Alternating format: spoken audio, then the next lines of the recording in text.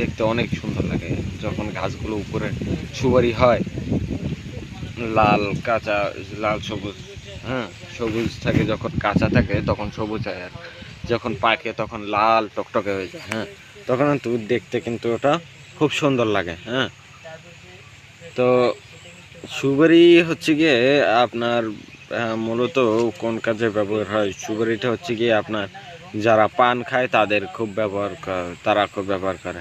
হ্যাঁ, তো পান দেখা যায় যে বাংলাদেশের মানুষ মানে অধিকাংশ মানুষই পান খেয়ে থাকে, তো সেখানে সুপারি ব্যবহার হয়। সুপারির অন্য কোনো ব্যবহার আছে কি না আমি সেটা জানি না, তবে বাংলাদেশে মানে প্রচুর পরিমাণে মানে অধিক পরিমাণে এই সুপারিটাকে এই কাজেই ব্যবহার করা হয়, পান খাওয়ার কাজে।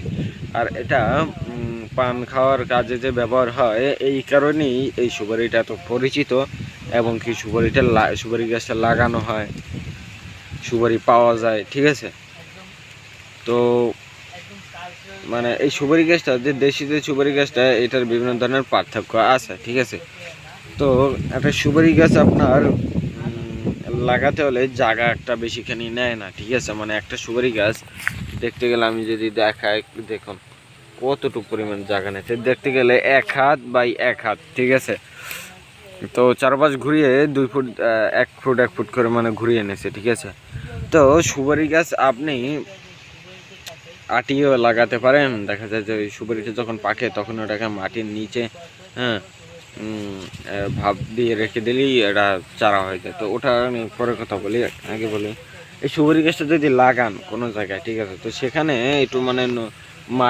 মাটি খুঁড়ে সেখানে চারাটা পুঁতে দিলেই হয়। চারাটা হতে হবে আপনার, যদি চারা করেন সেক্ষেত্রে দেখা যায় যে 1 হাত কিংবা 1.5 হাত হওয়ার পরই চারাটা লাগিয়ে দিতে পারেন। আর যারা টপে বানিয়ে বিক্রি করে, যেমন নার্সারিতে কিংবা হাটে বাজারে বিক্রি করে, সেখান থেকে কিনে আনতে পারেন, যেমন 4-5 হাত 3-4 হাত লম্বা হয় এরকমের সুপারি গাছ পাওয়া যায়। তো এই সুপারি গাছ আপনার বিভিন্ন ধরনের নার্সারি কোনো যে কোনো জায়গায় আপনি পাবেন, হাটে বাজারে। হ্যাঁ,